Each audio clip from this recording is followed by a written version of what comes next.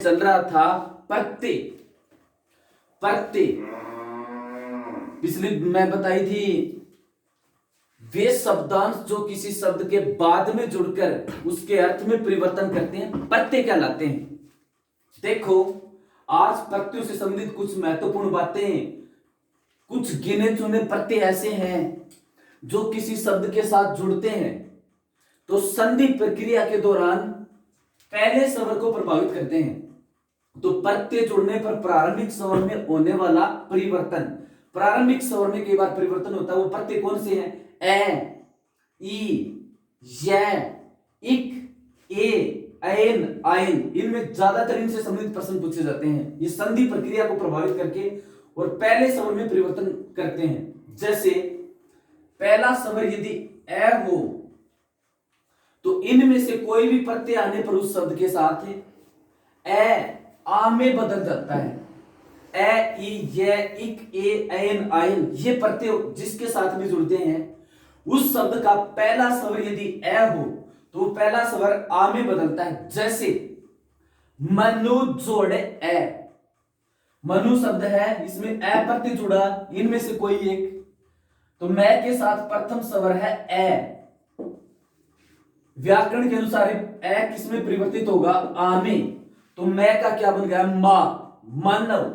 इसी प्रकार से तनु जोड़ ए, द के साथ ए स्वर है और नियम ये कहता है कि ए, ई, ये, इक, ए, ऐन, आइन, ये प्रत्यय जिस शब्द के साथ जुड़े उसका पहला स्वर यदि ए हो तो वो किसमें बदलेगा? आ में। तनु, तो द का दा बनेगा दानव। इसी प्रकार से यदु जोड़ ए, इसमें पहला स्वर ए है तो ये आ में बदलेगा, तो ये का बनेगा या, यादव। इसी प्रकार से मरुत जोड़ ई, मारुति। फिर देखो आदित्य जोड़ ये, आदित्य, ए आ में बदला। मधुर जोड़ ये, माधुर्य, मैं मा में बदला। वत्स जोड़ आयन, व के साथ आ लगा तो वाह बन गया वात्सायन। फिर देखो ये हो गया ए स्वर होने पर प्रथम आ में बदलता है। फिर प्रथम स्वर यदि ई, बड़ी ई और ए हो तो प्रथम स्वर किसमें बदलता है? बड़ी ए में बदलता है। यानी ये प्रत्यय जिस शब्द के साथ जुड़े उस शब्द का पहला स्वर यदि ई, बड़ी ई, ए में से कोई एक हो तो ये तीनों ही किसमें बदलते हैं? बड़ी ए में बदलते हैं। जैसे वेद जोड़ इक, इसका पहला स्वर है ए, छोटी ए, तो नियमानुसार छोटी ए किसमें बदलेगी? बड़ी ए में। तो बड़ी ए की दो मात्रा लगेंगी व्यंजन के ऊपर। वेद जोड़ इक, वैदिक। इसी तरह से इतिहास जोड़ इक, ई किसमें बदला? ए में, तो ऐतिहासिक।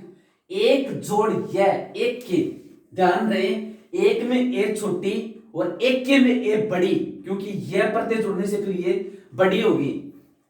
फिर देखो वेद, ये प्रथम स्वर यदि उ और छोटा ओ और ए, ई, ये, इक, ए, ऐन, आयन हो तो ये किस प्रकार से ये बदलते किसमें हैं?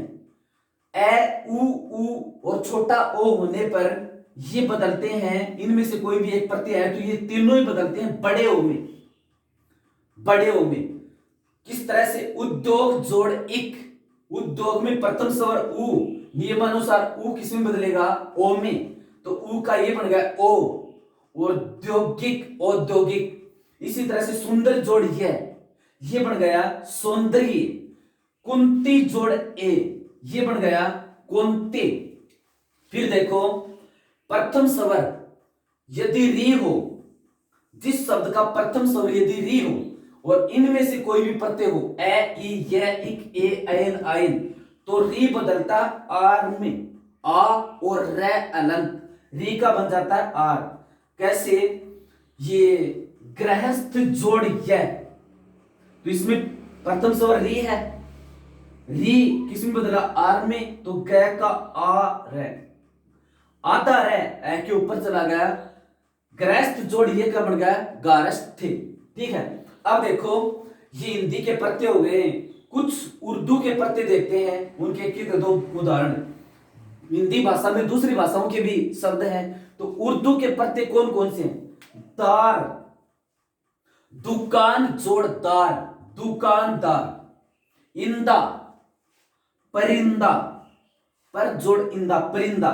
इस, फरमाइश, खोर, हरामखोर। ये उर्दू के प्रत्यय हैं। इस्तान, कब्रिस्तान। गाह, ईदगाह। गार, मददगार। गिर, राहगीर। गी, ताजगी, गिरी, कुलगिरी। नविस, खबरनवीस। नमा, इकरार नमा। फिर देखो बंद, बाजू बंद, बाजू बंद। और ये बाज, नशेबाज। मंद, जरूरतमंद। साज, जाल, साज। आना, हरजाना। आवर, जोरावर। आबाद, दौलताबाद। इन, हसीन। फिर देखो रवन, ये खाना, डाक खाना। ज्यादा, हराम ज्यादा। शाही, उर्दू का प्रत्यय नौकरशाही। सार, शर्मसार। इस तरह से ये प्रत्यय वाला टॉपिक हो गया। इससे पहले 2 क्लासों में कृत प्रत्यय और तद्धित प्रत्यय हमने पढ़े थे। अब ये तीसरा, अगली वीडियो में आपको प्रत्यय से संबंधित जो जो प्रश्न बनते हैं वो सारे करवाए जाएंगे। धन्यवाद।